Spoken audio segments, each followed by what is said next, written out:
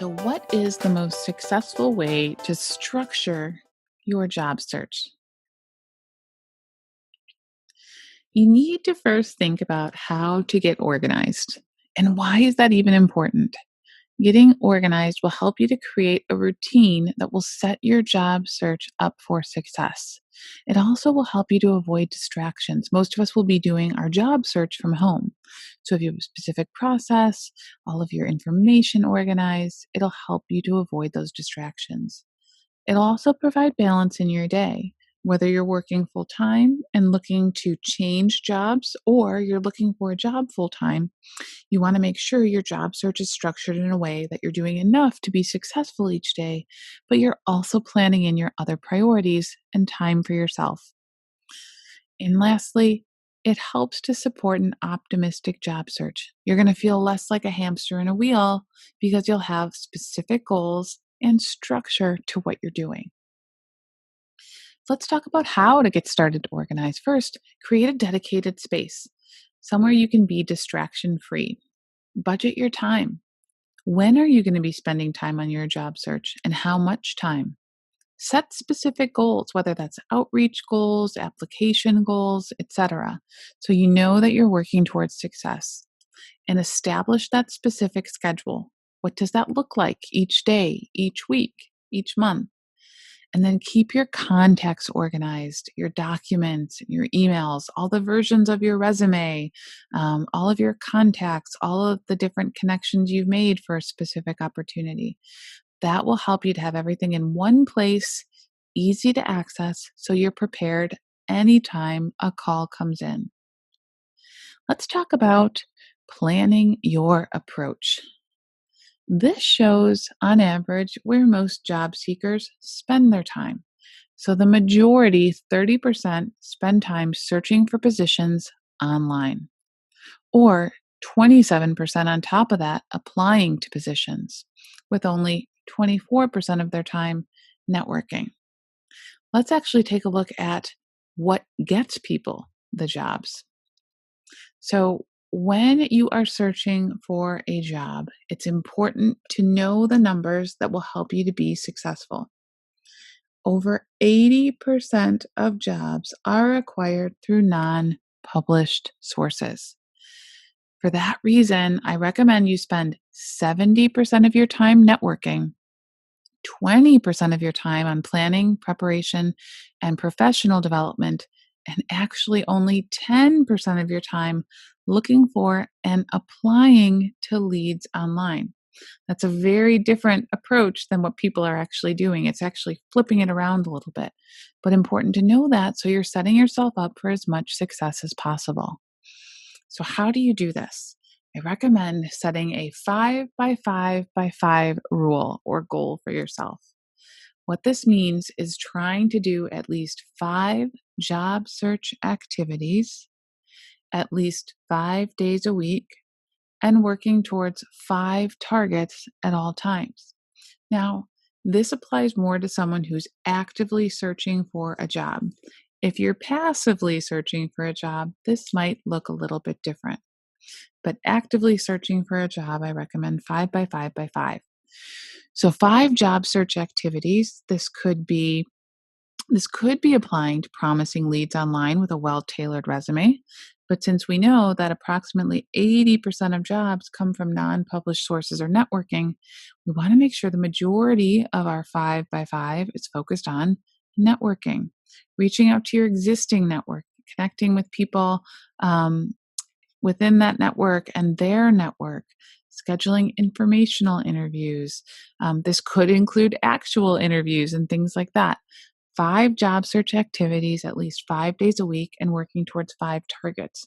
Your 5 targets are helping you to know what it is you're networking towards. It might be a particular company that you're really interested in. That could be one of your 5. It might be a specific role at a specific organization that you're actively working towards. It might be an interview process you're already involved in. The idea is anytime one of your 5 falls off the radar for any reason, you add something else in. So you always have 5 activities or 5 targets that you're actively working towards. And here's just one example as you're looking to set a plan. Again, this would pertain more to someone who's actively searching for a job. Maybe you set a sample plan of 15 correspondences on LinkedIn per day, 10 calls reaching out to your network a day, 5 meetings, whether it be video or in person per week. And then the idea is you repeat those steps until you have 5 potential opportunities in the pipeline, hoping that 2 to 3 of them will turn into interviews. And you repeat that until you get that great job offer presented in writing. So, there are a number of common myths when we talk about this whole networking thing. A lot of times people think networking is just about schmoozing, or the longer the networking meeting, the better, or every single detail needs to be shared in depth in a networking meeting, or that you don't need to prepare, it's just networking, or that networking is all about having your contacts go out and find you a job. Guess what? All of these are myths, they are not accurate. Networking is an ongoing process where you discover and build a list of contacts. This is both personal and professional.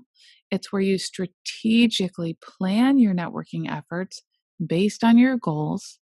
It's where you execute your plan utilizing in person and online methods in a structured, organized manner.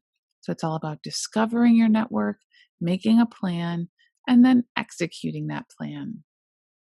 A lot of people hesitate to network. They think that networking is complicated and it's best left to schmoozy real estate agents or salespeople. They might be afraid of rejection or even nervous about taking the right networking approach. But in reality, networking is something that many of us have done throughout our careers, whether we realize it or not. Making new friends, interviewing, starting a new job, or attending events. These are all networking activities that most of us have actually done before. And when it comes to professional networking, the strategy is a bit more focused. But with practice, it gets much easier. And before you know it, you will have mastered the art of networking. Many people make common mistakes when they begin their professional networking. They approach strangers asking for jobs or job leads or referrals to contacts. They send out large generic email blasts to large groups of people or those they haven't spoken to in a long time. Once they begin to get a bit of traction, some even miss meetings or make bad impressions by not using the time strategically. So, here I am to show you how you can avoid these mistakes and become a master networker right away. Now, there are 3 main job markets: the visible job market. This is what we're all aware of: job postings, things that are publicized. The hidden or unidentified job market. So, this is where we meet an amazing candidate. We don't have an opening, but we end up creating one for them. And the word of mouth job market. There are needs, but they might not be posted yet. So, what do? They look to their network to say, here's people that I think would be a really great fit for you. Let's talk a little bit about networking strategies. Now that we've defined what networking is and what it isn't, let's take that a little bit further.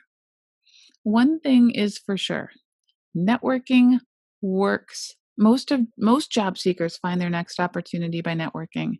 And that's why I encourage you to spend the majority of your job search time focused on networking.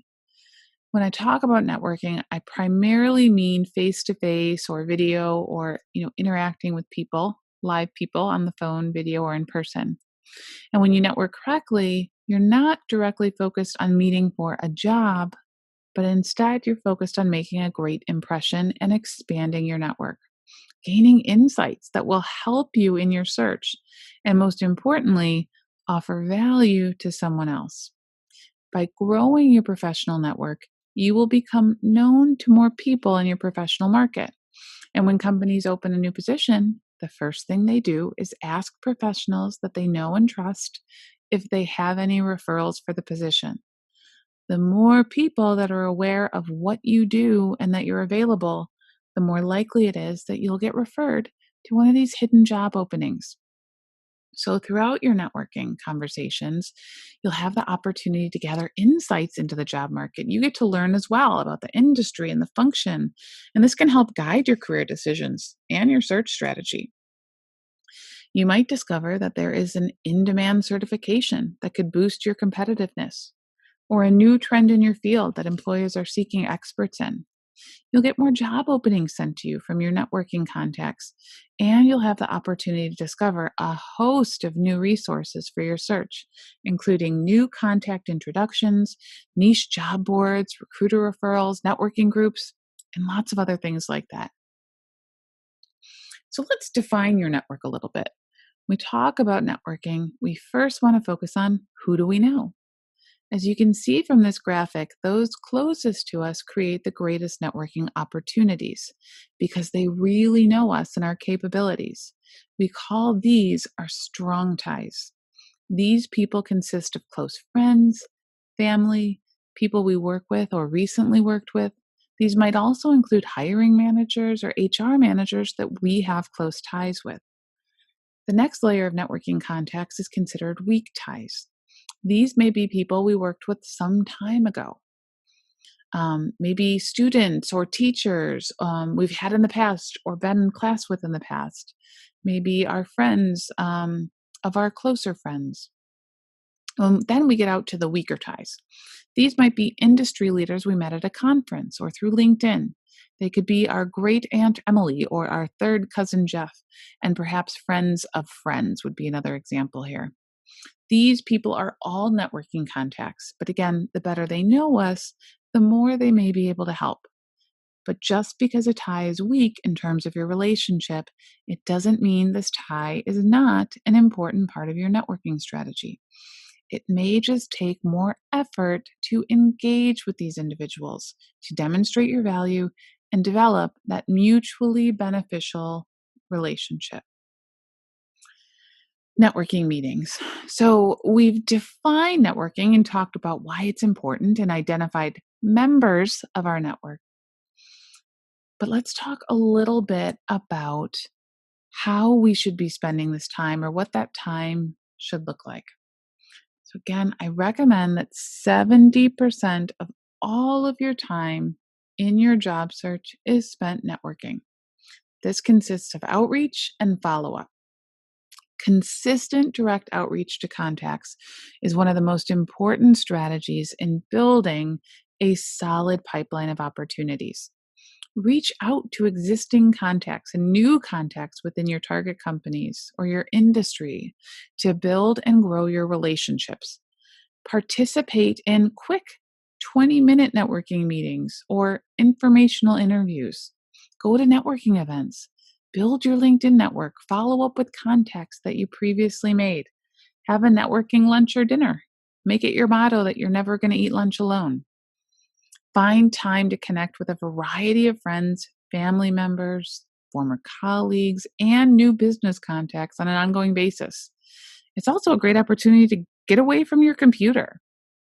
Consider networking events and even volunteering. Engaging in volunteering in a meaningful way can really actually help you when it's something related to your career. It's also a really valid gap filler for your resume. So, if you're currently in the process of looking for a job, this could be a great thing to put on your resume to fill that time. Next, you want to spend approximately 20% of your time planning your week. So spend a couple hours a week planning the week ahead. During this time, you can schedule networking events into your calendar, create to do lists and goals for the week, and organize your search. Spend time marketing or building your brand. So spend an hour or two each week ensuring that you're highly visible to recruiters and hiring managers in your network. Post or refresh your resumes on job boards and company career pages. Keyword optimize your LinkedIn profile and build your overall presence by sharing interesting articles and information. It's also a great time to do your research. Use this time to prepare for interviews, research your target companies, find upcoming networking events, discover key contacts for outright outreach, and read up on trends in the industry or watch other types of webinars and things that contribute to your job search learning process. And then lastly, 10% reviewing posted positions. So only 10% of our job search should be spent reviewing and applying to jobs online. Again, the main reason here is because majority of jobs don't come this way. We don't want to ignore this. Still, approximately 20% of jobs are acquired this way. So we still want to do this. We just want to make sure we're not dedicating the largest percentage of our time to this. And if when you are applying to online, make sure you're doing a really good job to tailor that resume and align it really well with the position that you're applying to. So, getting into the right mindset. The first thing is to think about how great you feel after you network. So, even if networking is something you're a little intimidated by, think about how great you feel after you've just made a great connection. It's a powerful thing. And it's part of being a human being that can really uplift us all. The beauty of networking is that being able to connect with another person helps us not only in our job search, but helps us as human beings. I know for myself and for those that I work with, taking the time to go out and network, I typically have a more positive frame of reference and attitude versus those who don't do it. So think about that as you shift into that mindset of networking. The second point is to think about how it's going to benefit you personally as well as professionally. You're going to be strengthening your communication skills. You're going to be strengthening your professional network. You're going to be strengthening practicing your elevator pitch. You might even learn something new from the individuals you're networking with. So look at it as a growth opportunity versus something you have to do. The thing about networking is that these are skills that are going to help you throughout your career, not just when you need to look for work. It helps you overall, personally as well as professionally. So I know networking can be anxiety producing, at least for a lot of us, but you want to think about what you need to do to feel relaxed going into that conversation. Because if you're relaxed, you're going to bring more of your potential.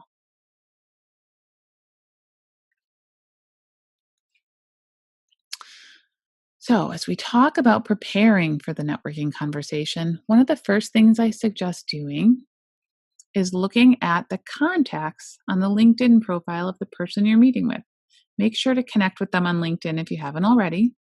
And if you're connected with them on LinkedIn, you can hover over their connections, and it's possible that you can see all of their connections. This will depend on how they set up their preferences, but some people allow you to see all of their contacts. If so, scroll through the connections, find out who they know, what companies are in their connections, jot down a few names of who you'd like to be introduced to. Do this work on the front end. When you do that, you can come up with a person or two that would be great for you to network with. And you want to be sure to ask them at the end of that networking meeting, would you feel comfortable introducing me to so and so at X, Y, and Z company? I'd love to have them in my network, and I have an exploratory or informational conversation with them. So you want to ask for permission and ask for them to make that introduction. Another part of the preparation is to be sure that you have your elevator pitch or your value proposition memorized. This is so important. A lot of times people don't put enough time into their elevator pitch or their value proposition, and then they come to the call or the meeting and end up going on and on about what they do or going through their resume in too much detail, and they end up losing the listener. You want to have that elevator pitch all prepared and ready to go so you can be concise and compelling.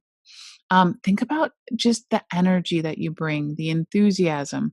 Something as simple as smiling when you talk can really convey that.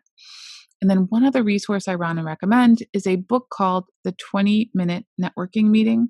This is a fantastic book that outlines a specific strategy to employ when you're having 20-minute networking meetings. And again, it double clicks on that importance that networking is mutually beneficial.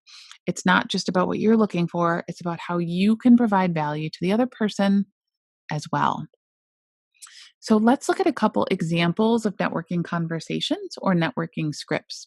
The first one would be a one-on-one phone or face-to-face meeting. You could say, "Thank you so much for taking the time to speak with me today. I'm excited to learn more about you and see how we can help each other professionally. I see you went to Colorado University, so did I. If there's an opportunity to make a connection, do so." Or, "How about you start and tell me a little bit about you?" and have them share some of their background information. Here's an example of a one-on-one phone or face-to-face script kind of continued here. Next, taking your turn after they share information, you share information. Share your value pitch. Say that you'd love to add them to your professional network and have an exploratory conversation. Ask them who would be beneficial for them to meet from your network and share with them who might be beneficial for you to meet from their network. Make note of what would be of support. So that way, when you follow up in your thank you email, maybe you can send an article or a link to something that they would find beneficial or informative based on your discussion. And you can include that in the follow up. Then here's an example of a LinkedIn script. So reaching out to someone who you want to meet, who's not already in your network. Say, hi, so-and-so, your LinkedIn profile got my attention. Or we are in the same group, and I wanted to reach out and introduce myself. I see you went to Lewis University, so did I. And then make a connection if there is one and ask a question related to this commonality. In the interest of expanding my professional network and collaborating with fellow professionals, I'm hoping we can connect. Would you be open to a cup of coffee or lunch or a 20-minute phone call to get to know each other? Thank you for your consideration of this connection request. Let me know what days and times work for you. So just a couple examples of what that can look like. So as far as next steps, think about what you're currently doing, and then think about that recommended strategy of 70, 20, and 10. Find ways to integrate more networking into your approach, since we know that's where most jobs come from. And remember to have a little fun along the way.